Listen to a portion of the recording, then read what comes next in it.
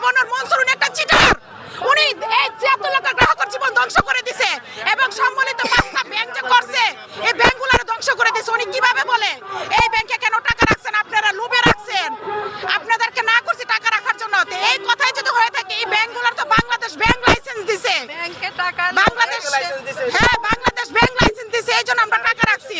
ওনারা আমলাদের সাথে জড়িত হয়ে ঘুষের টাকা দিয়ে ঢাকা শহর সারা পৃথিবীতে দুবাই কোটি কোটি টাকার বাড়ি গাড়ি করবে আর আমগুলোকে হেয়ার কাট করবে। আমরা তুমগুলো হেয়ার কাট করে দেবো, আমাকে টাকা ফেরত দাও, আর না হলে এই আন্দোলন ধীরে ধীরে ডে বাই ডে কঠোর হবে।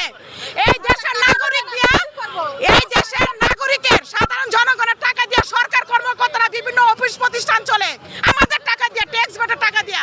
আমরা এই টাকা ট্যাক্স বেট দিছি, আমাদের টাকা কেন হেয়ার কাট করবে? আমাদের টাকা 1.5 বছর যাবত কেন আটকায় রাখছে? আমাদের টাকা আমাদের প্রয়োজনে রাখছি, আমাদের অসুস্থ হবে চিকিৎসা করবো, ছেলে মেয়ে বিয়ে দিব, আমাদের ভবিষ্যৎ আছে, সবাই ক্ষুদ্র আমানত করি। আমরা তো ঘুষের টাকা রাখি নাই, আমরা চিটারি বাটপারি করি নাই, আমরা রাজনীতি করি না যে কোটি কোটি টাকা ঘুষের খাই আমরা ব্যাংকে টাকা রাখছি। আমাদের রক্ত মাংস পানি করা আমাদের টাকা, একবেলা খেয়ে না খেয়ে আমরা টাকা রাখি।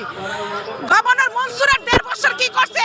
উনার সমস্ত কিছু যাচাই বাছাই করবে নতুন গভর্নর স্যার এবং নতুন সরকার কইরা উনার আইনের আওতাধীন আনবে। উনি অনেক টাকা চুরি করছে এবং যত উপদেষ্টারা আছে এই 5 আগস্টের পরে অনেক উপদেষ্টার টাকা পয়সা লুটপাট করছে, এটা আমাদের জনগণের টাকা, উনাদেরকে আইনের আওতাধীন আনবে আর আমাদের হিয়ার কাট বন্ধ করে আমাদেরকে সচল করবে।